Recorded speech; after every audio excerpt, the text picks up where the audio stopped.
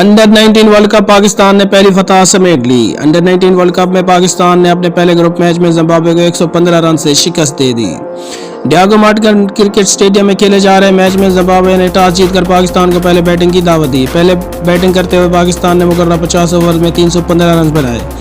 पाकिस्तान की जानिब से नौजवान हसीबुल्लाह खान ने 135 रन की जारहाना इनिंग्स खेली। उन्होंने 10 चौके और 4 छक्के लगाए, जबकि इरफान खान ने भी 75 रन बनाए। हदफ के ताक़ुब में जिम्बाब्वे की टीम मुश्किलात का शिकार नजर आई, तहम मिडल ऑर्डर बल्लेबाज ब्रेंट बेंट ने 82 की शानदार इनिंग्स खेलते हुए पाकिस्तानी बॉलर्स के खिलाफ मुजाहमत दिखाई। पाकिस्तान के खिलाफ जिम्बाब्वे की टीम 42.2 ओवर में महज 200 रन बनाकर आउट हो गई। जिम्बाब्वे की जानिब से कप्तान एमैनुअल बावा 5, Steven sharp 16, Matthew well 26, David bent 13, टेंडिकाई पत्रियांका 26 run बनाकर नुमाया रहे। पाकिस्तान की जानिब से अवैस अली ने 6, जबकि ज़ीशान ज़मीर और अहमद खान ने 2 खिलाड़ियों को पवेलियन की राह दिखाई। कौमी अंडर 19 टीम अपना अगला मैच 20 जनवरी को अफगानिस्तान जबकि 22 जनवरी को पापुआ गिनी के खिलाफ खेलेगी।